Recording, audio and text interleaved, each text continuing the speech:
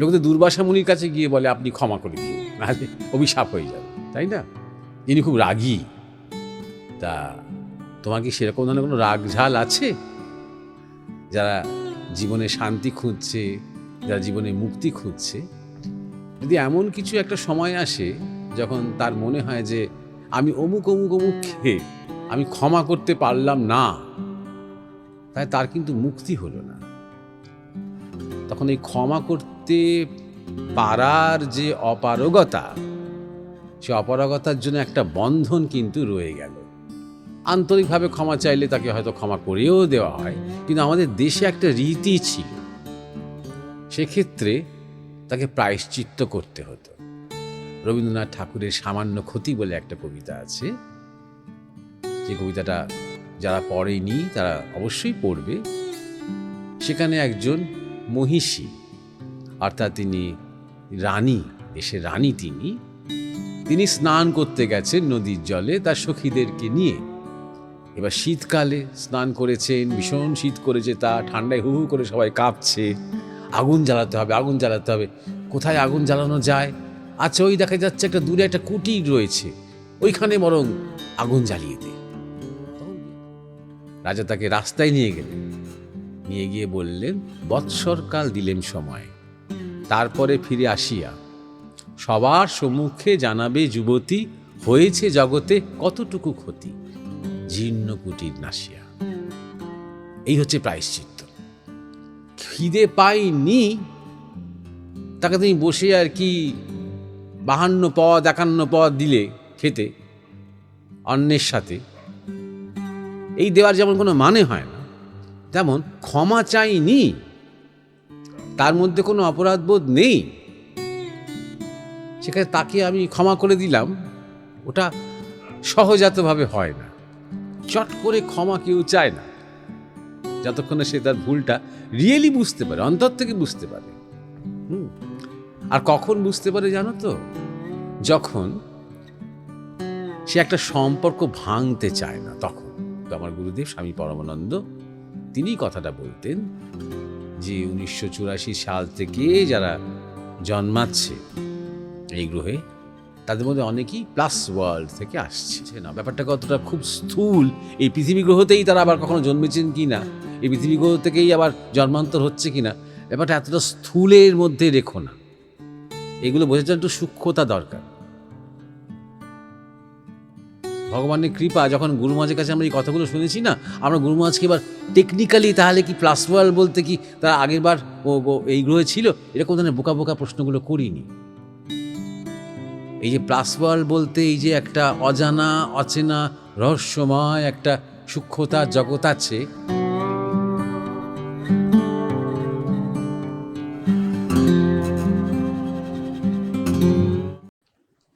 নমস্কার, মরমিয়া spiritual society YouTube চ্যানেলের পক্ষ থেকে সবাইকে শুভেচ্ছা জানাই, প্রীতি জানাই। আজকে আমাদের এই জীবনের কথার 200তম পর্বে। অনেকেই আমাদের বলছেন যে আরও ঘন ঘন যাতে আমরা ভিডিও আপলোড করি। কয়েকদিন আগে একজন কমেন্ট করেছে যাতে 2 দিন অন্তর অন্তর একটা করে ভিডিও আপলোড করি। আমরা মোটামুটি বুঝেই চেষ্টা করি সপ্তাহে একটি করে ভিডিও আপলোড করার, কারণ অতি কথন ভালো নয়। আমরা চাই যা কিছু আলোচনা হচ্ছে তাই নিয়ে একটু সবাই স্মরণ মনন করুক এবং একটু নিজের জীবনে যাপন করার চেষ্টা করুক, অভ্যেসে আনুক, মানসিক অভ্যেস, শারীরিক অভ্যেস। কারণ এখন তো আমাদের মনে স্থিরতা একটু কমে গেছে, চঞ্চলতা বেড়েছে, বিশেষ করে সোশ্যাল মিডিয়াতে এই নানা রকম আধ্যাত্মিক আলোচনার ক্ষেত্রেও লোকে একটা চ্যানেল থেকে অন্য চ্যানেলে, একজন বক্তা থেকে আরেকজন বক্তায় ক্রমাগত লাফ দিচ্ছে যাকে বলে। তাই জন্যে আমার মনে হয় যে আমরা যে মানসিক খোরাক দেওয়ার চেষ্টা করি বা আমরা যেগুলো আলোচনা করার চেষ্টা করি, যেগুলো আমরা অনুসন্ধান করি, সেই অনুসন্ধান বৃত্তি শ্রোতাদের মধ্যে, দর্শকদের মধ্যেও জাগুক এবং নিজেকে একটু সময় দেওয়া যাক। কনস্ট্যান্টলি বেশি বেশি বেশি বেশি কথা শুনলেই যে আমার জীবনে চলার গতি বাড়বে তা কিন্তু নয়। শুনবো, তার সাথে সাথে সেগুলো আমরা মনন করব, নিদিধ্যাসন করব, অনুধ্যান করব, নিজের জীবনে প্রয়োগ করব, যাপন করব, নিজের অভিজ্ঞতার সাথে মিলিয়ে নেব। তবে আমরা আবার সেটাকে, সেই কথাকে বা সেই জ্ঞানকে বা সেই উপদেশকে বা সেই পরামর্শকে আত্মস্থ করতে পারব এবং আবার পরবর্তী যখন জিজ্ঞাসা জাগবে তার জন্য ক্ষেত্র তৈরি হবে। অর্থাৎ এটা শুধুমাত্র একটা শোনা নয়, শ্রবণ নয়, তার সাথে সাথে একটা সাধনও। তো আমরা ভেবেচিন্তেই আমরা খুব বেশি বেশি ভিডিও আপলোড করি না, তাও না করেও আমাদের শুধু জীবনের কথাই আমাদের 200টা পর্ব হয়ে গেল। এছাড়াও আরও অনেক আধ্যাত্মিক আলোচনার ভিডিও আছে, সেগুলো ইউটিউবে আছে, আমাদের ওয়েবসাইটে আছে। সেগুলো আমার মনে হয় কোনো শ্রোতা আছেন, দর্শক আছেন যারা যেগুলো ভালো লাগে সেগুলো পুনরায় একাধিকবার শোনেন, সেটারও দরকার আছে। যেমন আমার একটা ভালো বই যেটা আমাদের পড়ে খুব ভালো লেগেছে, সেই বইতে আমরা বারবার ফিরে যাই, তেমনই কোনো ভালো কথা, কোনো ভালো আলোচনায় বারবার ফিরে যাওয়ার প্রয়োজন আছে। তবেই সেটা আস্তে আস্তে প্রাণে গাঁথতে শুরু করে। এবার আসি, আমাদের যে প্রথম জিজ্ঞাসু মেঘাশ্রী কলকাতা থেকে, এই মেঘাশ্রী তুমি যখন আমাকে জিজ্ঞাসা পাঠিয়েছিলে তখন একসাথে তুমি একাধিক জিজ্ঞাসা করেছিলে। তাই আজকে তোমার শেষ জিজ্ঞাসাটা, আগের 2 এপিসোডে তোমার জিজ্ঞাসা দিয়ে শুরু করেছিলাম, করে গত এপিসোডে আমার একটা ভুল হয়ে গেছে। সেটা হচ্ছে তোমার জিজ্ঞাসার মধ্যে লজ্জা, ঘৃণা, ভয়, এই 3 পাশ এই নিয়ে জিজ্ঞাসা ছিল, তার সাথে ক্ষমা নিয়ে একটা জিজ্ঞাসা ছিল। সেই জিজ্ঞাসাটা আমি পাঠ করেছিলাম, কিন্তু আলোচনা করার সময় ওটা আমার মন থেকে পিছলে গেছে। লজ্জা, ঘৃণা, ভয় নিয়ে আলোচনা করার পরে আমি দ্বিতীয় যে জিজ্ঞাসা আছে যাদের, তাদের কাছে চলে গিয়েছিলাম। আর ক্ষমা নিয়ে তোমার যে জিজ্ঞাসা সেদিন আমার আলোচনা করা হয়নি, মীমাংসা দেওয়া হয়নি, সেটা ছিল এইটাই যে সবাই বলে আমাকে ক্ষমা করতে। এই ক্ষমা কিভাবে করব, কিভাবে করতে হয় সে বিষয়ে কিছু বলুন। এই ধরনের একটা জিজ্ঞাসা তুমি করেছিলে। প্রথমে সেটা নিয়ে একটু আলোচনা করে নিই, তারপর তোমার শেষ যে জিজ্ঞাসা সেটা নিয়ে মীমাংসা করার চেষ্টা করব। দেখো, ওইটুকুন বললে না বিশেষ কিছু বলা যায় না। মানে সবাই তোমাকে ক্ষমা করতে বলে, তার মানে তোমার কাছে কি অনেকে অনেক রকমের অপরাধ করে ফেলেছে? তোমার তো খুব একটা বেশি বয়স নয়, তোমার লেখা পড়ে যা মনে হয়, ইতিমধ্যেই এত ক্ষমার কথা উঠছে কেন? 1 নম্বর এই জিজ্ঞাসাটা আমার তোমার কাছে। দ্বিতীয় কথা হচ্ছে, এমন কি হয়েছে যে তোমার মধ্যে খুব রাগ পুষে রেখেছো তুমি অনেকের প্রতি, এবং সবাই তোমার প্রতি খুব অন্যায় করেছে, সবাই খুব ভুল করেছে, এরকম ধরনের কিছু জমে আছে কি? সেটা কি মাঝে মাঝে তুমি প্রকাশ করে ফেলো? তাহলে সবাই হঠাৎ তোমাকে ক্ষমা করার কথা বলছে কেন?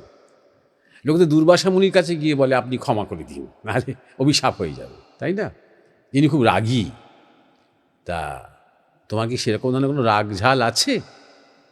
শুধু এইগুলো না জানলে এই ক্ষমা করার বিষয়টা অত সহজ নয়, এটা নিয়ে অত আলোচনা করাটা সহজ নয়। ব্যক্তিগতভাবে তোমার স্পেসিফিক্যালি তুমি কিভাবে ক্ষমা করবে, এটাও ঠিক কি বলে দেওয়ার একটা বিষয়। আমি জানি না তোমার কত বয়স, কিন্তু ছোটোবেলায় তোমার বন্ধু বান্ধবদের সাথে খেলতে গিয়ে বা কিছু করতে গিয়ে মাঝে মাঝে মান অভিমান রাগারাগি হয়নি? তখন কখনো তুমি হয়তো 2 দিন পরে তোমার প্রিয় বন্ধুকে গিয়ে সরি বলেছ, অথবা সে হয়তো তোমার কাছে এসে সরি বলেছে বন্ধুত্বের খাতিরে, তখন সহজেই মন থেকে তোমার সেটা মিটে গেছে। হ্যাঁ, তখন তোমার মনে হয়েছে, একটু হয়তো অভিমান করে কিছুক্ষণ থেকে তারপর আবার ঠিক হয়ে গেছে। অর্থাৎ মনের মধ্যে তোমার কোনো ওর প্রতি আর কোনো খারাপ লাগা, কোনো অভিমান, কেন এরকম করে বলল, আমার এতদিনের বন্ধু কেন আমার সাথে এমন ব্যবহার করলো, এই ধরনের বৃত্তিগুলো কাজ করেনি, যেহেতু সরি বলেছে, অন্তর থেকে বলেছে, বন্ধুত্বটাকে বাঁচাবার চেষ্টা করেছে। তখন তো তাকে জিজ্ঞাসা করনি আমি ঠিক ক্ষমা করার পদ্ধতিটা জানি না, তাই না? ওটা আপনি হয়ে গেছে তোমার ভিতর থেকে। এখান থেকেই অন্য একটা প্রসঙ্গে আমি আসি, এটা হয়তো অনেকেরই কাজে লাগবে, শুধু তোমার নয়, যে ক্ষমার একটা প্যাসিভ দিক আছে আর ক্ষমার একটা ডাইনামিক দিক আছে। প্যাসিভ দিকটা হচ্ছে যে আলটিমেটলি সবাইকে ক্ষমা না করলে না মুক্তি পাওয়া যায় না। যারা জীবনে শান্তি খুঁজছে, যারা জীবনে মুক্তি খুঁজছে, যদি এমন কিছু একটা সময় আসে যখন তার মনে হয় যে আমি অমুক অমুক অমুককে আমি ক্ষমা করতে পারলাম না, তাই তার কিন্তু মুক্তি হলো না। তখন এই ক্ষমা করতে পারার যে অপারগতা, সে অপারগতার জন্য একটা বন্ধন কিন্তু রয়ে গেল, একটা সূত্র কিন্তু রয়ে গেল। তার মনের মধ্যে কোথাও একটা বিক্ষোভ, কোথাও একটা বিদ্বেষ রয়ে গেল। আমাদের দেশে কিছু কিছু অঞ্চলে, বিশেষ করে উত্তর ভারতে, উত্তরপ্রদেশে, পাঞ্জাবে বংশ পরম্পরা ক্ষমা না করার অনেক দৃষ্টান্ত রয়েছে। পারিবারিক কোনো একটা কলহ অন্য একটি পরিবারের সাথে, যারা হয়তো একসময় খুব ঘনিষ্ঠ ছিল, তাদের সাথে কিছু একটা মনোমালিন্য হয়েছে, এবার যিনি কর্তা মশাই তিনি কোনোদিন ক্ষমা করতে পারলেন না। এইগুলো নারীদের মধ্যে অত দেখা যায় না, পুরুষদের মধ্যে এটা বেশি দেখা যায়। এবং তিনি তার ছেলেকেও বলে গেলেন, তুই শোধ তুলিস, এই কোনো ক্ষমা হতে পারে না, ওরা আমাদের প্রতি ঘোর অন্যায় করেছে। দেখা যাবে যে ওই পরিবারটির মধ্যেও ওই একই রকম একটা মনোভাব রয়েছে এই পরিবারের প্রতি। এই বংশগতভাবে এই পারিবারিক একটা দ্বন্দ্ব, একটা পারিবারিক হিংসা প্রতিহিংসার খেলা শতকের পর শতক চলে, তাই না? সুতরাং এইটা একটা দিক, শুধু এখানে খুব ডাইনামিক ব্যাপারটা ক্ষমা না করতে পারাটা। আর ক্ষমা করতে পারার সাথে রয়েছে যে ক্ষমা চাওয়া হলো কি না, এটা খুব গুরুত্বপূর্ণ। একটা জিনিস তোমার হতেই পারে, তুমি ভাবতে পারো যে আর মনের মধ্যে অত ক্ষোভ পুষে রেখে লাভ কি, যাও মনে মনে তুমি ক্ষমা করলে, যাকে করলে সে জানতেও পারল না, আর সে ক্ষমা প্রার্থীও নয় তোমার কাছে, তার মধ্যে কোনো রকম কোনো অপরাধবোধ হয়তো নেই। অতএব ক্ষমা করার প্রশ্নটা কখন আসে? যখন কেউ একটা অন্যায় করেছে তখন আসে। এক্ষেত্রে আরও একটা কথা মনে রেখো যে আমরা যখন ভুল করি না, তখন অনিচ্ছাকৃত সেটা, তাই জন্য সেটাকে ভুল বলে, অনিচ্ছাকৃত। তখন কেউ এলো ক্ষমা চাইলো, তাকে সহজেই ক্ষমা করে দেওয়া যায়। ক্ষমাটা আপনিই আসে ভেতর থেকে। যখন অপরাধ করি কিছু, যখন অন্যায় করি কিছু, সেটা কিন্তু জেনে করি, ইচ্ছাকৃতই করি। আর তখন সে যদি প্রকৃতই অনুতপ্ত হয়, তখন সে হয়তো এসে ক্ষমা চায়। আন্তরিকভাবে ক্ষমা চাইলে তাকে হয়তো ক্ষমা করেও দেওয়া হয়। কিন্তু আমাদের দেশে একটা রীতি ছিল, সেক্ষেত্রে তাকে প্রায়শ্চিত্ত করতে হতো। এখনকার দিনে যেমন ধরা যাক যে 10 বছর জেল হলো, তার সাথে 5 লাখ টাকা জরিমানা হলো, একটা পেনাল্টি হলো, সেটা সেই জরিমানাটা দিতে তার খুবই অসুবিধে হলো। তার যে খুব একটা বিবেক জাগলো তা কিন্তু নয়, নাও জাগতে পারে। কিন্তু যখন প্রায়শ্চিত্ত হতো, সেই প্রায়শ্চিত্তটাই অপরাধ স্পেসিফিক হতো।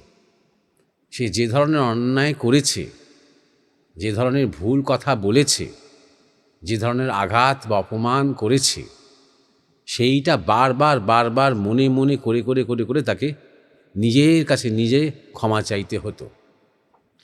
একটা লাইফস্টাইলের মধ্যে থাকতে হতো, একটু আইসোলেটেড, অর্থাৎ তাকে একটু বিচ্ছিন্নভাবে থাকতে হতো। খাওয়া দাওয়ার ব্যাপারে ভীষণ কিচ্ছু সাধন অবলম্বন করতে হতো, যাতে করে সে অন্তর থেকে বুঝতে পারে তার ভুল হয়েছে, যাতে অন্তর থেকে তার শোধন হয়, এবং যাতে ওই ধরনের অপরাধ আর কোনো দিন তার মধ্যে দিয়ে না হয়। এটাই প্রকৃত একটা রূপান্তর কিন্তু হতো বা হওয়ার সম্ভাবনা কিন্তু থাকতো। যেটা এখনকার দিনে যেভাবে আমরা কোনো একজন অভিযুক্তকে জেলে পাঠাই, কয়েদি করে রাখি, দেখা যায় যে সে জেল থেকে আরও বড় অপরাধী হয়ে বেরিয়ে আসে। কারণ তার এমনই পরিবেশ, ওখানকার একটা বলা যেতে পারে নরক। ঠিক রিফরমেশন কিন্তু হয় না, ঠিক সংশোধন কিন্তু হয় না। সে কিন্তু প্রকৃতই তার অপরাধ বুঝে আর কোনোদিন অপরাধ করব না, এই ভাবটা কিন্তু তার মধ্যে তৈরি হয় না। সে ম্যাক্সিমাম ভয় পাবে অপরাধ করতে, আইনের ভয় পাবে, পুলিশের ভয় পাবে। যেহেতু তার নামে থানায় একটা কেস আছে, তাই পুলিশও তার উপরে নজর রাখবে, মানুষও তাকে একটু সন্দেহের চোখে দেখবে। তাই জন্য সে একটু সাবধানে থাকবে। এমন নয় যে সে অপরাধ বোধে ভুগেছে বলে, এই জন্যে যে তার ভয় আছে, আবার ওই রকম ধরনের একটা শাস্তি তাকে পেতে হবে, আবার তাকে পরাধীনতার জীবন কাটাতে হবে, এই ভয় আছে। সুতরাং প্রায়শ্চিত্ত একটা সম্পূর্ণ অন্য ব্যাপার। যত বড় অপরাধী হোক না কেন, সে যদি ক্ষমা চাইতে আসতো, যদি ক্ষমা চাইতো, প্রথমে দেখা হতো সে অনুতপ্ত কিনা, এবং যদি অনুতপ্ত হয়ে থাকে, যদি অনুশোচনা করে থাকে, তবে তার প্রায়শ্চিত্তের ব্যবস্থা করা হতো। সেটা হতে পারে যে 15 দিনের কিংবা 1 মাসের কিংবা কয়েক মাসের একটা প্রায়শ্চিত্ত করা হতো। সেই প্রায়শ্চিত্তের মধ্যে দিয়ে যেতে যেতে সে বুঝতে পারত যে তার অপরাধের বহরটা কতটা তার ওই কাজের জন্য বা কথার জন্য ক্ষতি হয়েছে। যেমন ধরা যাক, রবীন্দ্রনাথ ঠাকুরের সামান্য ক্ষতি বলে একটা কবিতা আছে। যে কবিতাটা যারা পড়েনি তারা অবশ্যই পড়বে। সেখানে একজন মহিষী, অর্থাৎ তিনি রানী, দেশের রানী, তিনি স্নান করতে গেছেন নদীর জলে তার সখীদেরকে নিয়ে। এবার শীতকালে স্নান করেছেন, ভীষণ শীত করেছে, তা ঠান্ডায় হু হু করে সবাই কাঁপছে। আগুন জ্বালাতে হবে। কোথায় আগুন জ্বালানো যায়? আচ্ছা, ওই দেখা যাচ্ছে একটা দূরে একটা কুটির রয়েছে, ওইখানে বরং আগুন জ্বালিয়ে দে। তখন দু একজন বলল ওখানকার সখীরা যে, কেন রানীমা এটা করতে যাবেন? ওটা তো হয়তো কেউ থাকে ওখানে, হয়তো কোনো সাধু ওখানে তপস্যা করে, একটা নির্জন কুটির, গরিব মানুষ, অত তো স্বাচ্ছন্দ্য নেই তাদের। তাহলে কে রে তুই দয়াময়ী, যা এখান থেকে, ভাগ এখান থেকে। রানী রেগে গেলেন। এবার রানীর যেটা খেয়াল ছিল না সেটা হচ্ছে বাতাস কিন্তু একটা দিকে বইছে। যেই ওই কুটিরে আগুন লাগানো হলো, এই রানী এবং তার সখীরা গা গরম করবেন বলে, তখন সেই বাতাসের যে গতি, সেই গতিতে পুরো গ্রামটা পুরো ছাই হয়ে গেল। বিরাট একটা ক্ষতি, তাই না? সামান্য ক্ষতি নামটা অন্য কারণে দেওয়া হয়েছে, সে কথায় আসছি। এবারে দেশের রাজা, তিনি প্রজাবৎসল। এবার গৃহহীন প্রজা যারা, তারা সবাই দলে দলে এসে রাজার কাছে রানীর বিরুদ্ধে নালিশ করা তো সহজ নয়। যতটা সম্ভব বিনীতভাবে তারা বললেন যে, আমাদের সব পুড়ে গেছে, আমরা সর্বশান্ত হয়ে গেছি। তখন রাজামশাই তখন উঠে গেলেন, রানীর কাছে গেলেন। রানীর কাছে গিয়ে বললেন যে, তুমি কি করেছ? তুমি জানো না এরা কত গরিব মানুষ? তো এই কুটির তাদের কত সম্বল, কত ক্ষতি হয়ে গেল তুমি জানো?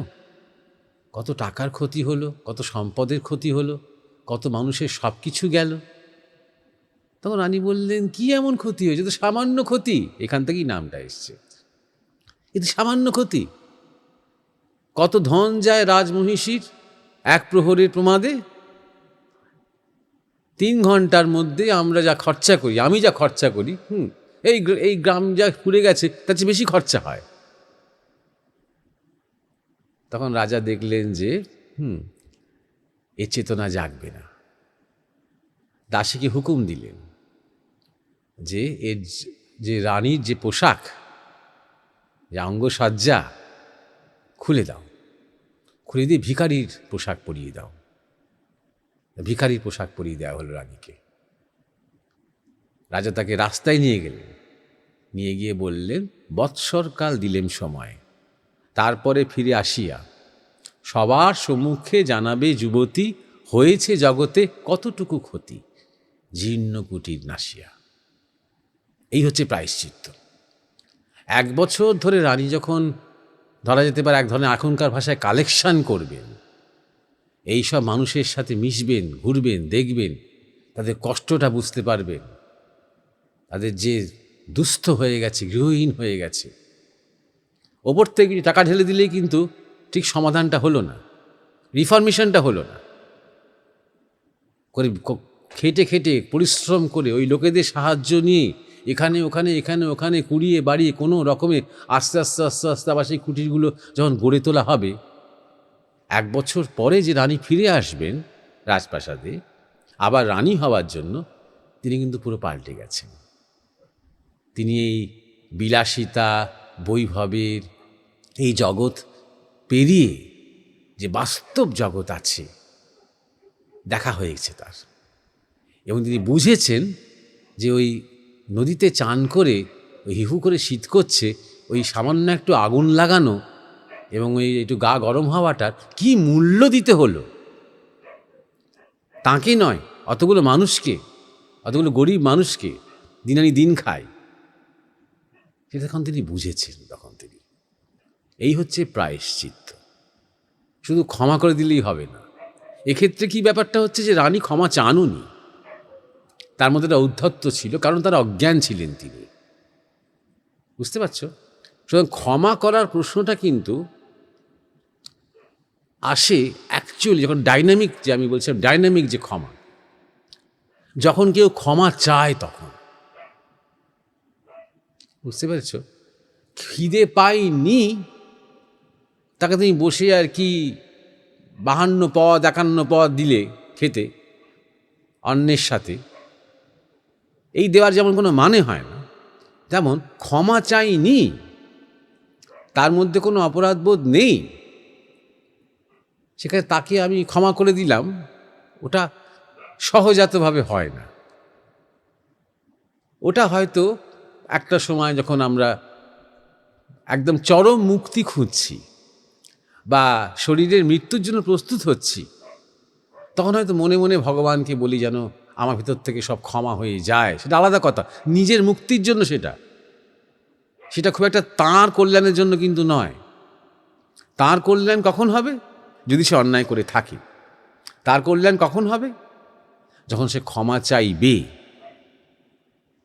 এবং যে ক্ষমা করবে তখন সে ক্ষমা চাইবার পর যখন সে ক্ষমা করবে, প্রায়শ্চিত্ত বিধান করবে, তখন তার কল্যাণ হবে, যদি সে অন্যায় করে থাকে। শেষে আরেকটা কথা বলি এখানে, এই যে যদি সে অন্যায় করে থাকে, কজন মানুষ স্বীকার করে যে সে ভুল করেছে, তাই না?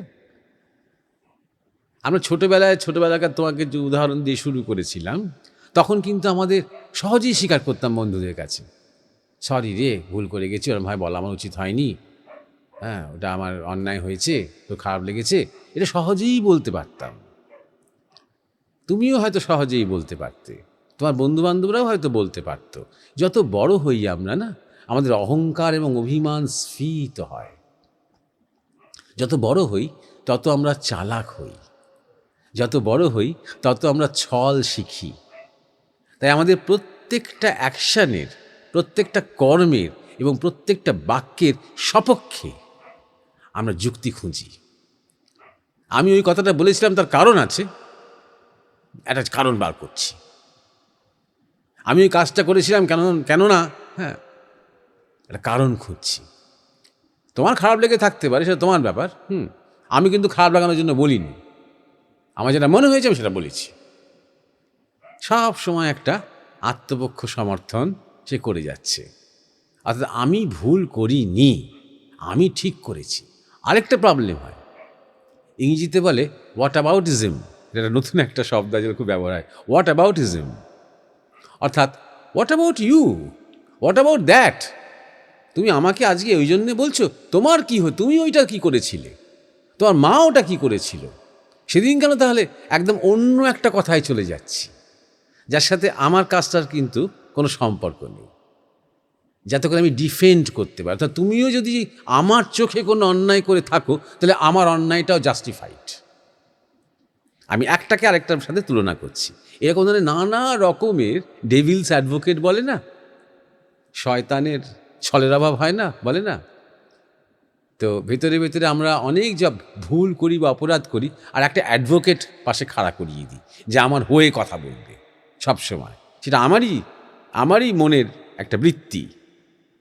সুতরাং চট করে ক্ষমা কেউ চায় না যতক্ষণে সে তার ভুলটা রিয়েলি বুঝতে পারে, অন্তর থেকে বুঝতে পারে। আর কখন বুঝতে পারে জানো তো? যখন সে একটা সম্পর্ক ভাঙতে চায় না, তখন যখন দেখে যে আমার এই একটা কথা আমি ন্যায্য বলেছি কি অন্যায্য বলেছি সেটা বড় কথা নয়, আমার এই মেঘাশ্রীর সাথে আর কোনো সম্পর্কই থাকবে না, আমরা কোনোদিন একে অপরের দিকে তাকাবোই না, কথাই বলবো না, এতদিনের বন্ধুত্ব, এতদিনের আত্মীয়তা সব নষ্ট হয়ে যাবে, একটা সরি বললে যদি মিটে যায়, যাই তাহলে একবার তার কাছে সামনে গিয়ে দাঁড়াই। এই সম্পর্ক বাঁচাতে, ভালোবাসাটাকে বাঁচাতে অনেক সময় মানুষ ক্ষমা চায়। তাহলে প্রেমটাই কিন্তু সবচেয়ে বড় কথা, এবং সেই সম্পর্ককে বাঁচানোর জন্যই অপরজনেরও ক্ষমা করা উচিত। ছোটোখাটো ভুল হলে ব্যাস ওই ক্ষমা চাওয়াটাই অনেক বড় কথা, কারণ সেটাই তাকে অনেক কষ্ট করে করতে হয়েছে। কষ্ট কেন? ইগো হয়ে গেছে তো। স্ফীত ইগো নিয়ে সামনে এসে বলা ভুল হয়েছে, কাজটা সহজ নয়। যদি অপরাধ বা অন্যায় করে থাকে কেউ, তাহলে কিন্তু এক ধরনের প্রায়শ্চিত্ত, ছোট হোক বড় হোক, ডিপেন্ড করছে কোন পরিস্থিতিতে বা পরিপ্রেক্ষিতে কে কি করেছে তার উপর ডিপেন্ড করছে। এক ধরনের প্রায়শ্চিত্ত যদি বিধান করা হয়, আগেকার দিনে যেটা মানুষ করত, বিজ্ঞজনেরা করতেন বা বয়স্করা করতেন, তাতে করে কাজ হয়। কারণ সে তার ভুলটা, প্রকৃত ভুলটা, ভুলের যে ম্যাগনিটিউড, ভুলের যে সীমা, সেটা তারা বুঝতে পারে। অতএব তোমার ক্ষেত্রে তুমি দেখে নাও যে প্রথমত ক্ষমা করতে তোমাকে সবাই বলছে কেন? তুমি ক্ষমার ব্যাপারে খুব একটুখানি জেদি কি না, যে ক্ষমা করব না। 2 নম্বর কথা হচ্ছে, এত তোমাকেই, যার বয়স বেশি নয় মনে হয়, এত তোমাকেই কেন ক্ষমা করো ক্ষমা করো ক্ষমা করো, সবাইকে ক্ষমা করো বলছে। আর 3 নম্বর কথা হলো, তোমার প্রতি কি সবাই খুব অন্যায় করছে, ভুল করছে? 4 নম্বর কথা হলো, তারা সবাই কি তোমার কাছে ক্ষমা চাইছে? হ্যাঁ, এই প্রশ্নগুলো, এই প্রতি প্রশ্নগুলো খুব দরকার করা। এরপরে তোমার জিজ্ঞাসার যে সিরিজ পাঠিয়েছিলে, তার মধ্যে শেষ জিজ্ঞাসা, কিভাবে ঈশ্বরের চিন্তা মনে সব সময় আনব? অনেক সময় নিজেকে অত জড়িয়ে ফেলি বাইরের জগতের সাথে, বাবা মায়ের কিছু কথা ভুলও থাকে, ঝগড়াও হয়, যা আমাকে বেশি বুঝি ওই ক্ষতর মুখোমুখি হতে হয়, ক্ষতর মুখোমুখি হতে হয়। ইংরেজি বানানে লিখেছো তো, বাংলা আমি ঠিক জানি না পড়তে পারছি কিনা। অন্যদের আফসোস গান করি না, ওনারা বিয়ে দিতে চান কিন্তু আমি ভয় পাই বিয়ে করতে। আমার মধ্যে একটা দ্বন্দ্ব আছে, বিবাহ ইচ্ছা আছে, কিন্তু ঈশ্বরকে বেশি ভালোবাসি। আপনার কথার সাথে সোশ্যাল লোকজনের গাইডেন্সের কোনো মিল পাই না। আপনার কথা অন্তর্মুখী আর সবাই বহির্মুখী হতে বলছে। কি করব মহারাজজি? আমি ওই দ্বন্দ্ব থেকে নিজেকে ঠিক বিচারের দিকে নিয়ে যাব কিভাবে? আর ঈশ্বরমুখী আরও হব কিভাবে মহারাজজি? আমাকে যদি শেখান, ধন্যবাদ। মেঘাশ্রী। প্রথমত ঈশ্বরের সাথে বিবাহের তেমন কোনো ঝগড়া নেই কিন্তু। আর অনেক বলা যেতে পারে যারা ঈশ্বরের পথে হেঁটেছেন এবং যারা আমাদের কাছে মহাজন বলে স্বীকৃত, যারা আমাদের প্রণম্য আধ্যাত্মিক পথে, দেখা যাবে তাদের 99.99% বিবাহিত বা তারা গার্হস্থ আশ্রমের মধ্যে দিয়ে গেছে। সুতরাং এই যে ঈশ্বর এবং গার্হস্থ জীবন, এই যে একটা আমরা কাল্পনিক একটা দ্বৈততা তৈরি করি, এটা কিন্তু নেই। যেটা আছে সেটা হচ্ছে গার্হস্থ আশ্রম আছে, সন্ন্যাস আশ্রম আছে, ব্রহ্মচর্য আশ্রম আছে, বানপ্রস্থ আশ্রম আছে। এগুলো কিসের ভিত্তিতে? স্বভাবের ভিত্তিতে। এই স্বভাব কোথা থেকে আসে? সংস্কার থেকে আসে। সুতরাং ধরা যাক যে অল্প বয়সে কেউ সন্ন্যাসী হয়েছে, দেখা যাবে যে তার মানে পূর্বজন্মে কিছু সংস্কার ছিল, তাই ছেলেবেলা থেকেই তার মধ্যে একটা স্বভাব বৈরাগ্য ছিল। সুতরাং সেটা অন্য রকম, আর সেটাও বুঝে নেন সদ্গুরু।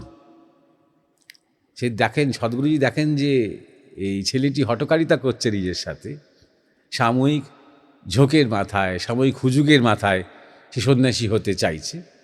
তা হঠাৎ মনে হচ্ছে যে সন্ন্যাসীর জীবন খুব মানে শান্তির জীবন, খুব একটা পবিত্র জীবন, হ্যাঁ, এবং নিরুদ্বিগ্ন জীবন, এরকম মনে হচ্ছে। তো কিছুদিন পরেই তার মোহভঙ্গ হবে সেটা, যদি তার মধ্যে সন্ন্যাস সংস্কার না থাকে, যদি তার মধ্যে বৈরাগ্য না থাকে।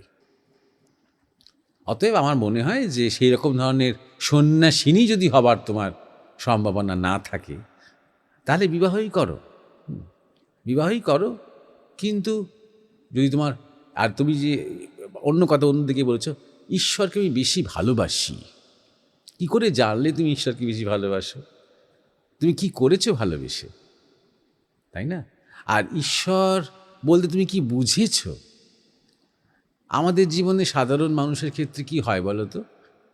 ঈশ্বরের জন্য পাগল, ঈশ্বরের জন্য একদম তন্ময়, সে সমস্ত তার পুরো প্রাণটাই যেন সমর্পিত ঈশ্বরের প্রতি, এমন কোনো মানুষের সঙ্গ পেয়েছি। তখন সেই পাগলামি, সেই তন্ময়তা, সেই প্রেম আমাদেরকে স্পর্শ করেছে।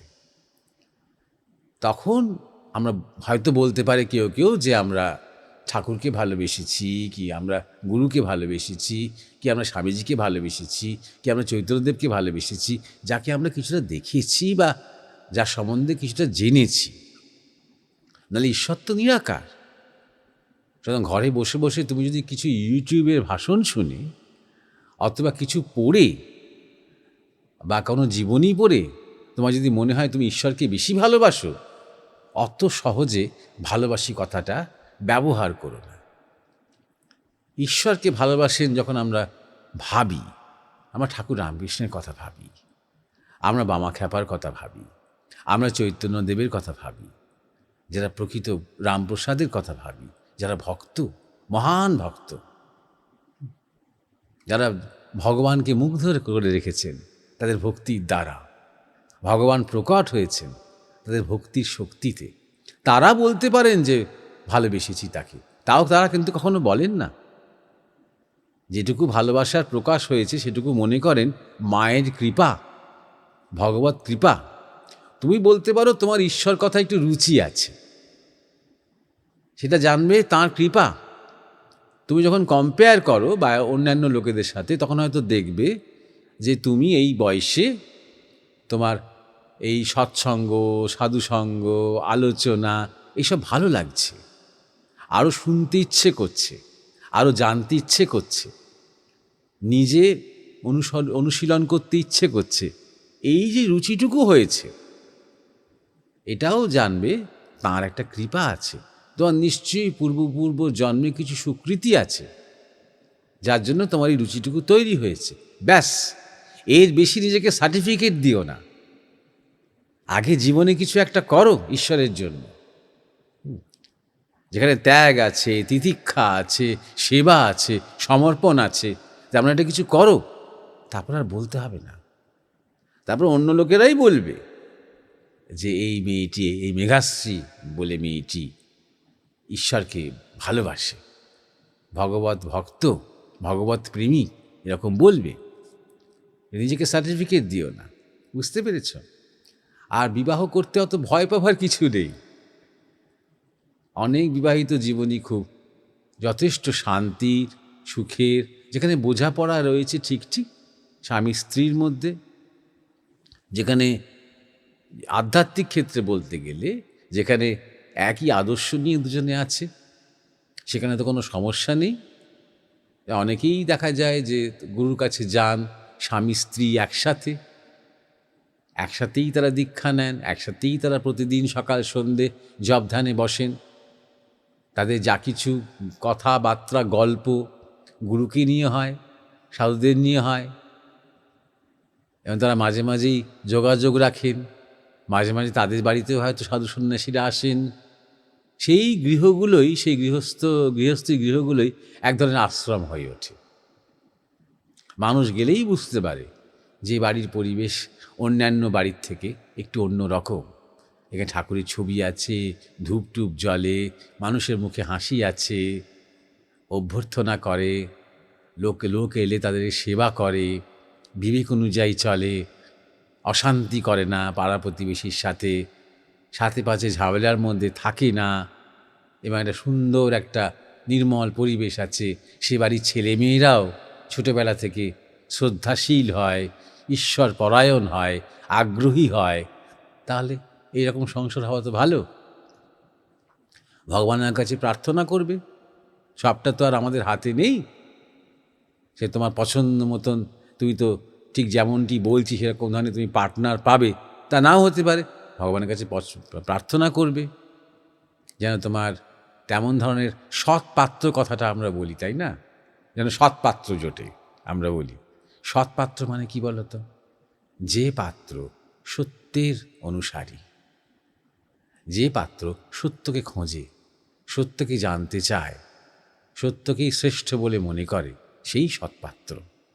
তা আমরা মুখে বলি সৎপাত্র, কিন্তু আমরা খুঁজি বেশ যার উপার্জন বেশি, যার স্টেটাস ভালো, যার ঘর বাড়ি অনেক আছে, টাকা পয়সা অনেক আছে, এইগুলোকে আমরা সাধারণত সৎপাত্র বলি। কিন্তু সেরকম আসল যে সৎপাত্র সেই পাবে যে সৎপাত্রী, যে নিজে সৎপাত্রী, সেই তো তেমন পাত্র পাবে, তাই না? তাই নিজে সৎ হয়ে ওঠো, নিজে ঈশ্বর পরায়ণ হয়ে ওঠো, তাহলেই আস্তে আস্তে দেখবে তোমার জীবনে যোগাযোগগুলো শুভ হবে। ঈশ্বর যাকে তুমি দাবি করছো যে তুমি ভালোবাসো, সেই তোমার সমস্ত পথ সুগম করে দেবেন তিনি। আর কিভাবে তাকে অনুক্ষণ সামনে রাখতে পারো, এই যে জিজ্ঞাসাটা করছো, এইটার মানেই তো এখনো খুব একটা ভালোবাসো না। ভালোবাসলে তো কিভাবে রাখতে পারি তাকে, বড্ড জড়িয়ে পড়ছি বাইরে, এ কথাগুলো তো আসতোই না। বাইরে ভেতরে যেখানেই হোক না কেন, সর্বত্রই তিনিই থাকবেন, তার চিন্তাই থাকবে। যাকে সবচেয়ে বেশি ভালোবাসো, মনে হবে তাঁরই কারুকলা চলছে, তিনি রিমোট হাতে বসে আছে। এই বাহ্যিকে যে ঝগড়া হয়ে যাচ্ছে মা বাবার সাথে, বা একটু ভুল বোঝাবুঝি হচ্ছে, বা কেউ যে বলছে গান করো না বলে একটা তোমার প্রতি একটা মানে অভিযোগ তার তৈরি হচ্ছে, এসবই জানবে ঈশ্বরের ইচ্ছাই হচ্ছে। তোমার মধ্যে যেটা অন্তর্মুখী হবার একটা প্রেরণা রয়েছে, তাও জানবে তার ইচ্ছায় রয়েছে, সেই প্রেরণায় সাড়া দাও। অর্থাৎ তুমি শুধুমাত্র ইউটিউবে কিন্তু বা সোশ্যাল মিডিয়াতে কিন্তু কিছু শুনে ভেবো না যে তোমার সৎসঙ্গের স্বাদ তুমি মেটাচ্ছ। একটু যেতে হবে, একটু সাধু সঙ্গ করতে হবে। কোথাও সব জায়গাতেই তো আজকাল আশ্রম টাশ্রম রয়েছে, তুমি যেখানেই থাকো না কেন, কাছাকাছি যে কোনো পরম্পরার, যে কোনো সম্প্রদায়েরই ধর্মীয় স্থান হোক না কেন, যাবে সেখানে, বসবে সেখানে, দেখবে সেখানে কি হয়। সাধু সন্ন্যাসীরা থাকলে তাদের জিজ্ঞাসা করবে কথা। এই যে যাচ্ছ, এই চেষ্টা করছো, এই মানুষ হয়ে আরেকজন মানুষের কাছে পৌঁছানোর চেষ্টা করছো, এটা কিন্তু একটা সাধনা। সামান্য হলেও এটা কিন্তু সাধনা। শুধু ফোনে ডেটা অন করে তুমি ইউটিউবে যাচ্ছ, এখানে কোনো এফার্ট নেই, কোনো প্রচেষ্টা নেই, কোনো প্রয়াস নেই। হাতে হাতে হাতে হাতে তোমার বিনি পয়সায় তোমার সৎসঙ্গ জুটে যাচ্ছে একের পর এক, এতে কোনো প্রয়াস নেই। কিন্তু যারা মানুষের কাছে গিয়ে নমন করে বসে শ্রদ্ধাশীল হয়ে তাকে জিজ্ঞাসা করা, এবং তিনি যাই বলুন না কেন, যাই করুন না কেন, সেটা সেই অভিজ্ঞতার মধ্যে দিয়ে যাওয়া, এই প্রয়াসগুলো করতে হয়। তাই জন্য আমি জোর দিই শুধু সৎসঙ্গের ওপরে নয়, সৎসঙ্গ এবং সাধুসঙ্গ। সুতরাং হয়তো তুমি বলতে পারো বা দাবি করতে পারো যেটা ফোনের মধ্যে বা সোশ্যাল মিডিয়াতে বা কোনো লেখাতে তুমি ভালো ভালো কিছু বক্তব্য শুনলে, ম্যাক্সিমাম সেটা সৎসঙ্গ বলতে পারো তুমি, কিন্তু সাধুসঙ্গ, অর্থাৎ সাধু কোনো মানুষের সঙ্গ পাওয়া, যিনি সৎ তেমন মানুষের সঙ্গ পাওয়া, যিনি ঈশ্বর পরায়ণ, যিনি ঈশ্বরকে নিয়ে আছেন তেমন মানুষের সঙ্গ পাওয়া। আর সৎসঙ্গের ক্ষেত্রে আরেকটা স্পেসিফিক ব্যাপার যেটা গুরুত্বপূর্ণ, সেটা হচ্ছে এই যে আলোচনাগুলো আমরা সোশ্যাল মিডিয়াতে করি, আমি একাই নয়, অনেকেই সোশ্যাল মিডিয়াতে আলোচনা করেন, সবাইয়ের ব্যাপার নিয়ে মন্তব্য করতে পারবো না, কিন্তু এগুলো জেনারেল আলোচনা। যেমন তোমার শ্রীরামকৃষ্ণ কথামৃততেও তুমি প্রচুর আলোচনা পাবে, সুন্দর সুন্দর আলোচনা তুমি পাবে, ভগবদ গীতাতেও তুমি প্রচুর আলোচনা পাবে। এগুলো জেনারেল, স্থান কাল পাত্র অনুযায়ী এই আলোচনাগুলোকে তখন সেই সময় একজন মহাপুরুষ করেছেন, তাই না? এবার আমি যখন সাধুর কাছে গিয়ে বসি এবং জিজ্ঞাসা রাখি, সেই উত্তর যেটা আসছে, মীমাংসা যেটা আসছে, সেটা কিন্তু আমার জন্য, সেটা কিন্তু জেনারেল নয়। এইখানে সৎসঙ্গের একটা বিরাট ভূমিকা। তাই জন্যে যেতে হবে, পৌঁছাতে হবে, জিজ্ঞাসা করতে হবে, জানতে হবে, অপেক্ষা করতে হবে ঠিক সময়ে ঠিক শব্দগুলো শোনার জন্য, যেগুলো স্পেসিফিক্যালি তোমার জন্য। এইগুলো করো, যত শুনবে, যত চেষ্টা করবে, তত অভ্যাসের মধ্যে প্রাণ আসবে।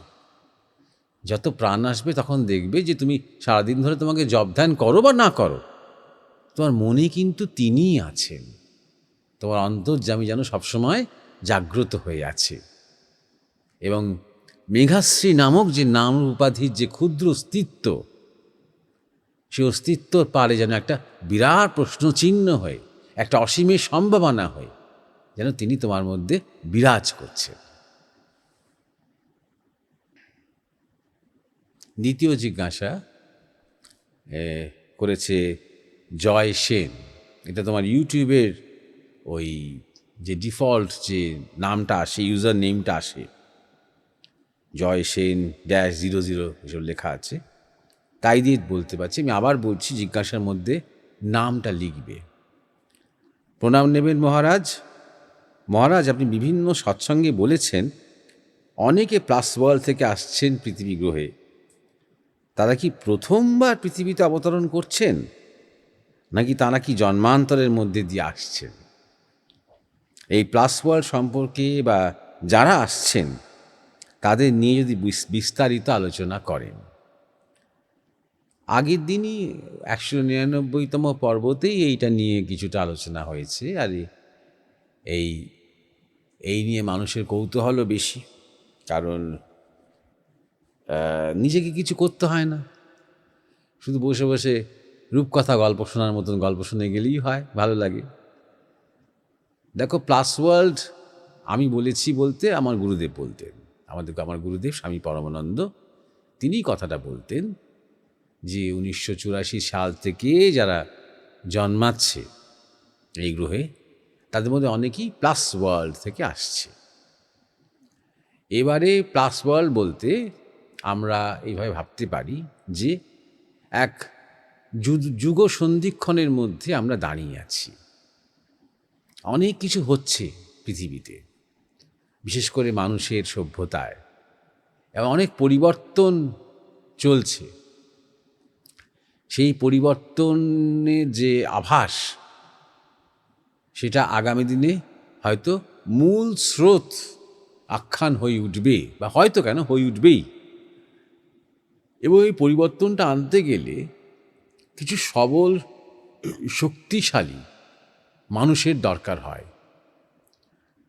এমনি সাধারণভাবে এই পৃথিবীতে খুব তামসিক, খুব লোভী, রাজসিক ব্যক্তির সংখ্যা বেশি। তার মানে এই নয় যে সাত্ত্বিকের সংখ্যা নেই। তা হচ্ছে কি, যে এই গত কয়েক দশক ধরে ধীরে ধীরে ধীরে ধীরে এই সাত্ত্বিক শিশু তারা জন্মাচ্ছে, বিভিন্ন জায়গাতেই জন্মাচ্ছে তারা। তার জন্য তাদের যে সাত্ত্বিক মা বাবার দরকার হচ্ছে তা কিন্তু নয়। যখন যুগসন্ধিক্ষণের সময় হয় না, তখন বাছাবাছিগুলো কমে যায়। হয়তো ঘোর নাস্তিক পরিবারে একজন খুবই ধার্মিক সন্তান আসছে, এরকম দেখা যায় বা দেখা যাচ্ছে। একটা প্রচণ্ড তামসিক পরিবারে একটা ভীষণ সাত্ত্বিক সন্তান হয়তো এলো, এই রকমগুলো হচ্ছে। সেই অর্থে যে অস্তিত্বের মধ্যে এই জেনারেশন, আগেকার জেনারেশন ছিলেন, তার থেকে অনেক প্লাস জেনারেশন আসছে, অনেক লোয়ার ফিল্ডে আসছে। যেমন ধরা যাক, আমরা যদি ধরো ক্লাস 6-এর ছাত্র হই, হঠাৎ আমাদের কাছে একদিন ক্লাস 10-এর টিচার এসে ক্লাস নিতে আরম্ভ করলেন, বা 10-এর কোনো স্টুডেন্ট এসে আমাদের মধ্যে এসে বসলো, তাহলে ঠিক কীরকম ব্যাপারটা হবে? যে এর প্লাস থেকে এসেছে আমাদের মধ্যে, আমাদের থেকে বেশি জানে, আমাদের থেকে একটু এগিয়ে আছে, আমাদের ভালো গাইড করতে পারবে, এরকম একটা মানসিকতা আমাদের মধ্যে কাজ করবে। এই ব্যাপারটা বুঝে না, ব্যাপারটা কতটা খুব স্থূল। এই পৃথিবী গ্রহতেই তারা আবার কখনো জন্মেছেন কি না, এই পৃথিবী গ্রহ থেকেই আবার জন্মান্তর হচ্ছে কি না, ব্যাপারটা এতটা স্থূলের মধ্যে রেখো না। এগুলো বোঝার জন্য একটু সূক্ষ্মতা দরকার। ভগবানের কৃপা, যখন গুরু মহারাজের কাছে আমরা এই কথাগুলো শুনেছি না, আমরা গুরু মহারাজকে এবার টেকনিক্যালি তাহলে কি প্লাস ওয়ার্ল্ড বলতে কি তারা আগের বার এই গ্রহে ছিল, এরকম ধরনের বোকা বোকা প্রশ্নগুলো করিনি। এই যে প্লাস ওয়ার্ল্ড বলতে এই যে একটা অজানা, অচেনা, রহস্যময় একটা সূক্ষ্মতার জগৎ আছে, সেই সূক্ষ্মতার জগৎটা একদিন নিজে এক্সপিরিয়েন্স করব, এর জন্য অপেক্ষা করেছি। এখন থেকেই শুনে নেওয়ার কোনো মন আমাদের মধ্যে কাজ করেনি। যেটুকু বললেন সেটুকুই মহার্ঘ, বিরাট একটা প্রসাদ পেলাম, ব্যাপারটা বুঝতে পারলাম, অনেক কিছু বুঝতে পারতে আরম্ভ করলাম। তারপর থেকে এখনও বুঝতে পারছি, তার সেই কথা অর্থবহতা, সেইটা বেশি গুরুত্বপূর্ণ। আগের দিনই বলেছি যে ওয়ার্ল্ড মানে অনেক অনেক ওয়ার্ল্ড কিন্তু আমাদের চেতনার মধ্যেই রয়েছে, ইনফ্যাক্ট সবই রয়েছে। আবার এই পৃথিবী গ্রহ কি মার্কারি গ্রহ কি ভিনাস গ্রহ কি বৃহস্পতি কি শুক্র কি অন্য গ্যালাক্সি, অন্য সোলার সিস্টেম যদি থাকে, ধরো আছে, অনেক উন্নত উন্নত প্রাণী আছে সেখানে, সেইগুলো কোনো না কোনো ডাইমেনশনে রয়েছে। সেই ডাইমেনশনগুলো কিন্তু একজন সাধকের চেতনার মধ্যেও রিফ্লেক্টেড হতে পারে। অতএব এমন নয় যে পৃথিবী গ্রহটা এমন একটা গ্রহ যেখানে হায়ার ডাইমেনশনের কেউ নেই। অবশ্যই আছে, অবশ্যই আছে। এই গতকালই যেমন ধরো আমি মোবাইলে স্ক্রোলিং করতে করতে দেখলাম ইলন মাস্ক একটা কথা বলেছেন। উনি বলেছেন যে ইজিপশিয়ানরা, ধরে নিই যদি ইজিপশিয়ানরা, মিশরীয়রা পিরামিড তৈরি করে থাকে, তারপরে কিন্তু তারা ভুলে গেছে পিরামিড তৈরি করতে। মানুষ কিন্তু এখন আর পিরামিড তৈরি করতে পারে না, রিগ্রেসিভ। ওই আপনারা বলছেন না সবসময় টেকনোলজি এগোচ্ছে, কোথায় এগোচ্ছে? ইলন মাস্ক বলছেন, তার বলার যথেষ্ট অধিকার আছে।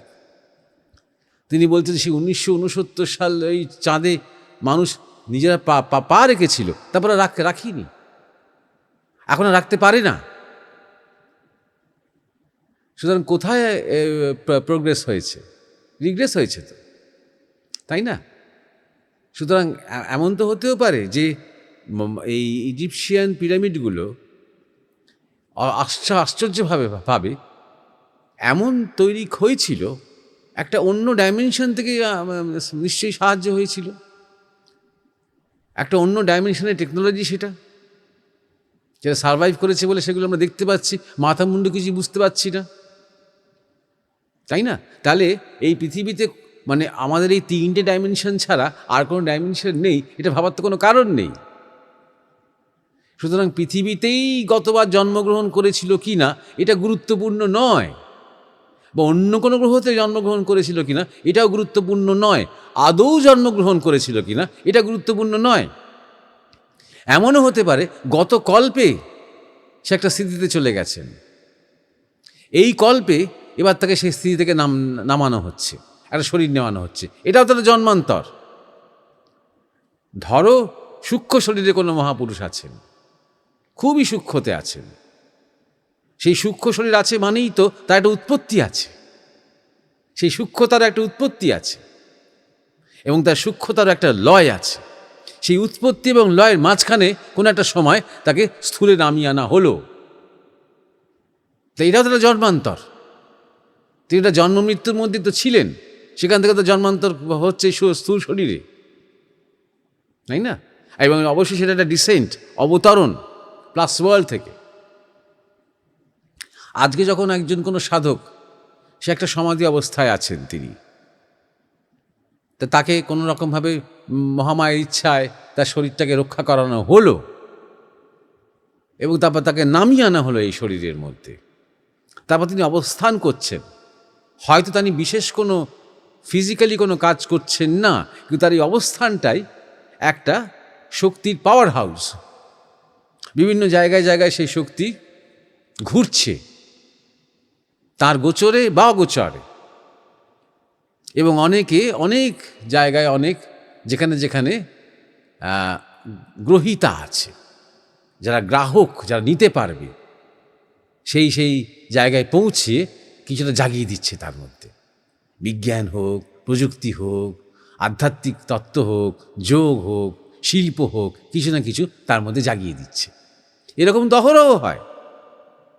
তো এইরকম ধরনের যাকে বলা যায় অবস্থান বাড়বে, এরকম ধরনের অবতরণ বেশি হচ্ছে, হবে বলে আর নেই। এটা 84 সাল থেকে শুরু হয়েছে, বেশি হচ্ছে। তাই জন্যে আমরা একটা পরিবর্তনের মধ্যে দাঁড়িয়ে আছি। সিম্পল কথা এটা, এটা খুব বেশি স্থূলভাবে বোঝার চেষ্টা করো না, পারবে না। নিজের চেতনাকে সূক্ষ্ম থেকে সূক্ষ্মতর অবস্থায় নিয়ে যাও। যখন আমরা বলছি বা ঠাকুর রামকৃষ্ণ বলছেন যে নরেন সপ্তর্ষি থেকে এসেছে, তিনি কি ঠিক জন্মান্তরের কথা বলছে? সেখানে কি প্রশ্নটা মানায়? তার মানে কি নরেন্দ্রনাথ দত্ত আগের জন্মে ওই সপ্তর্ষিতে জন্মগ্রহণ করেছিলেন? এইরকম ধরনের কথা কি এটা? এতটাই স্থূল, এতটাই চটুল, এতটাই বোকা বোকা?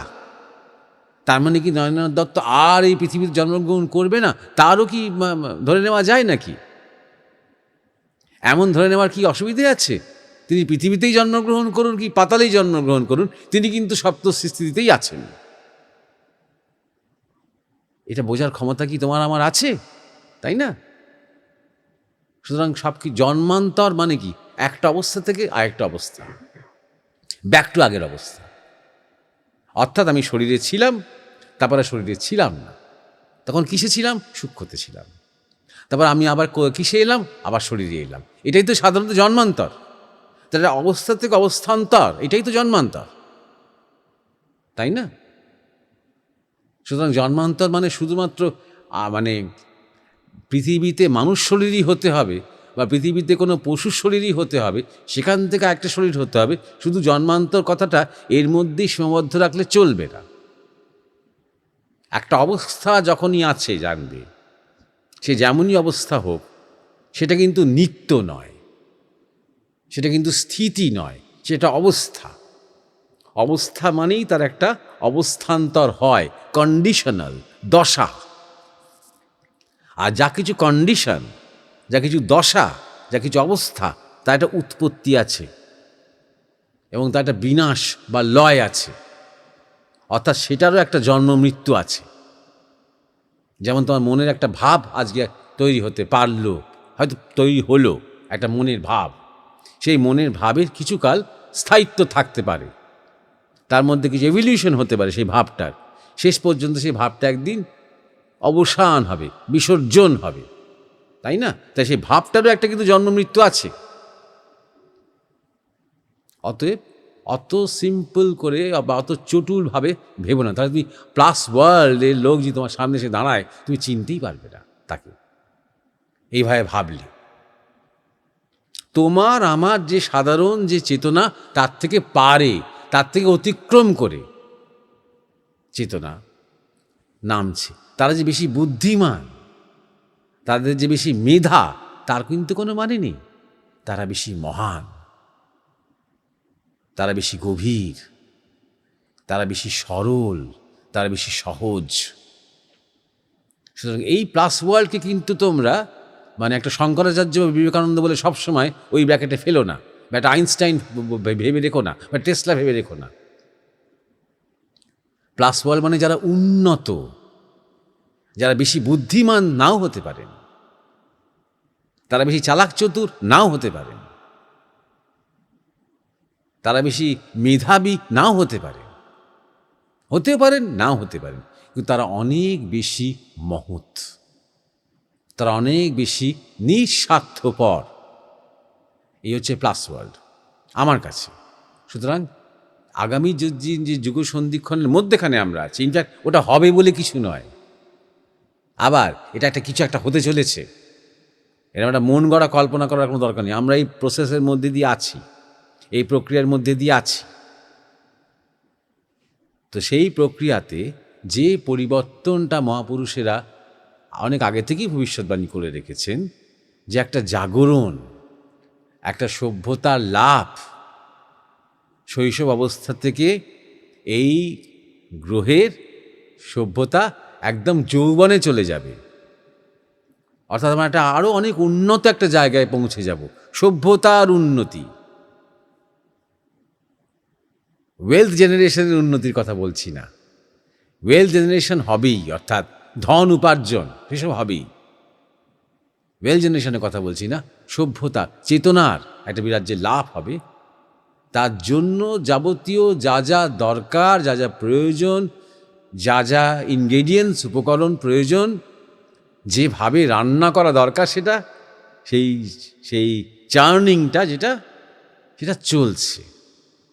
এবং সেখানে বহু বহু বহু ওই রকম প্লাস ওয়ার্ল্ডের মানুষ বা প্লাস ওয়ার্ল্ডের চেতনা আমাদের মধ্যে চলে এসেছেন এবং আরও আসছেন, এবং তাকে আটকানোরও, যাতে তারা আসতে বেশি না পারে, আটকানোরও একটা বিরাট চক্রান্ত প্যারালেলি কিন্তু চলছে। তবু ঈশ্বরের ইচ্ছা তো আটকানো যাবে না। যাই হোক, আজকে অনেক আলোচনা হলো, কথা হলো।